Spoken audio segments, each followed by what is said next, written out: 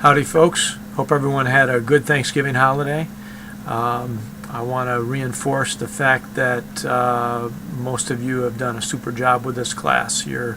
Overwhelmingly, folks have been submitting assignments, they've been completing them conscientiously, and I appreciate that. I've been bragging on this group all semester long. It's the most motivated, dedicated group that I've ever had. And it kind of defies the statistics and odds for the number of folks that have taken this course seriously and followed through. So I've been real happy with that response. A little follow-up regarding the resumes and portfolios. First of all, a resume can only capture so much about who you are. You know, you're basically consolidating your life into a one-page and sometimes two-page document. And that cannot begin to cover who you are as a person. So the portfolio allows you to pull some extra materials together that will help emphasize the fact that you are a well-qualified individual and have been around the block, or are in the process of developing some strong traits and skills that will serve you well as an employee. In general, in terms of the format of a resume, first of all, this is your one shot. You know, at any given point, when a job comes open, especially here in the North Country, 80 to 100 people will be applying for that job. So, you know, there's going to be a lot of resumes on somebody's desk. You want to make sure yours helps your cause and doesn't hurt your cause. So first and foremost, no mistakes. Make sure your grammar is correct, your punctuation is correct, and your spelling is correct. If you can't swing that on the one chance that you have to impress somebody, you're not ready to step into a demanding, important position. The resume needs to be a document that you're comfortable with. It needs to be organized in a way that best reflects your best stuff. And it's a work in progress, and you're going to be tweaking this thing forever. I noticed on a lot of the resumes that I got, most of you had some really good experiences and trainings and education. Not all of you organized that well. And for example, if you had a position where there were multitasks and really it encompassed a lot of different skills and abilities, you don't want to just list the dozen or 15 things that you did in that job. Basically, you want to make it easy on whoever's critiquing your interview. If somebody is reviewing 80 resumes, by the time they've hit number 40, they're fried. So they're really, you want to do everything you can to help them easily extract the good stuff from your resume. So if you've listed a position and you've got a dozen different things you did with that position, categorize them. Maybe, if you were a manager, put human resources, inventory control, financial oversight, and then subcategorize those 12 items within those categories. That just makes it easier to critique. It's more organized, and obviously most positions somebody wants someone who's organized. So if you're not organized on your resume, and someone else is, you ain't gonna get it. So that stuff is important. Volunteering and community service. If you haven't already done that, you need to do it.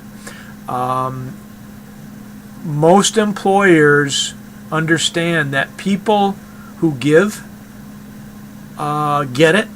If you're in a position with a company and you're asked to do something that isn't on your job description, and that happens all the time, you got to take one for the team, and you come back at them with yep, not on my job description, versus you have been a good community servant, a good volunteer, and you understand there's times when you got to pitch in, even though it's not on the job description or you're not going to get paid for it.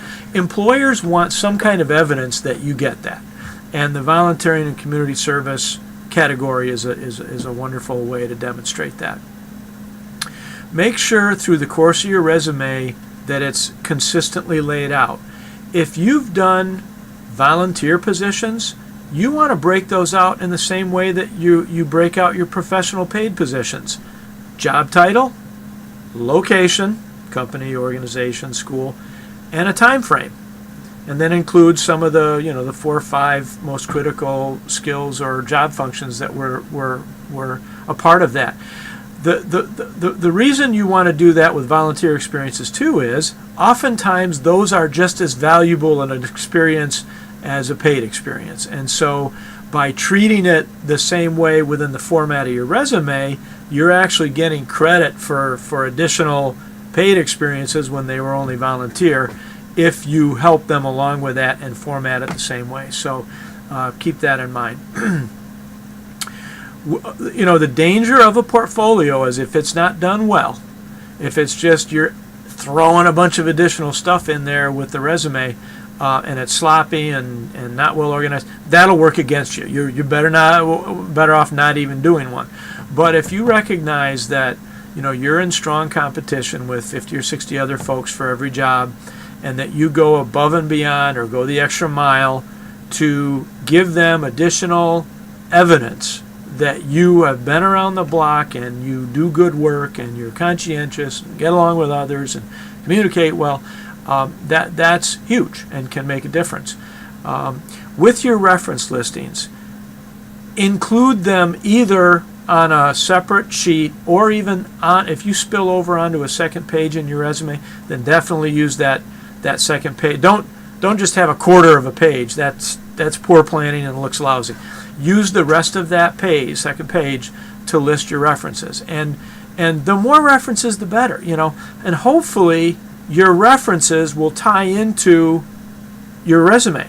You don't want 4 jobs listed and then 4 references that have nothing to do with those jobs. That raises huge red flags. I had a couple of you submit references with no title, no organization. For all I know, those were your fishing buddies, drinking buddies, mom, dad, uncles, whatever.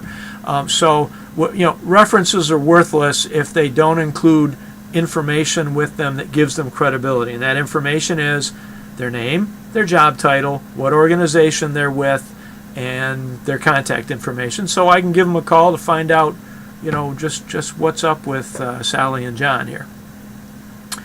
Okay, so with your final, here's your chance to, most of you already did the resume, and for the most part did have a good foundation of information. You just need to tweak it a little bit.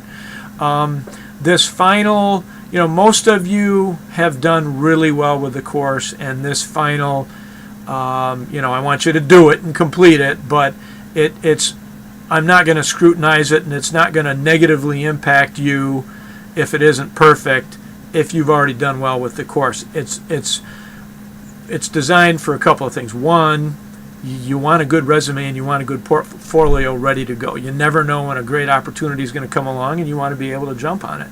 And this pushes that along. 2, if you have struggled with the course and been marked down for grammar or incomplete assignments or whatever, here's a chance for you to really come through and show me your best stuff, and hey, if I can see that you finish strong with this, it could make a big difference. So it's a wonderful opportunity.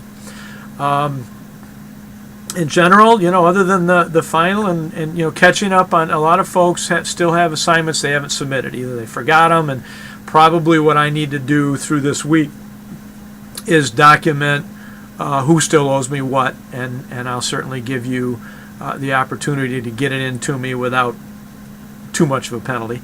And so that's, if you haven't gotten everything in, if you aren't aware of what you haven't turned in, I'll try to help you along with becoming aware of that.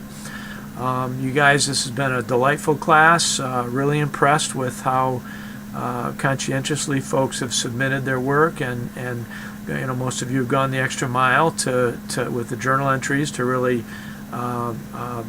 capture important thoughts and observations, and I've appreciated that. So have a great week here, or a couple of weeks before the end of the semester. Finish strong. Don't let up. I know the holidays get tough and things get hectic, but do if you're doing well in your other courses, don't slip. Don't take it for granted that you'll be all right. Finish strong. All right. Take care. Thanks.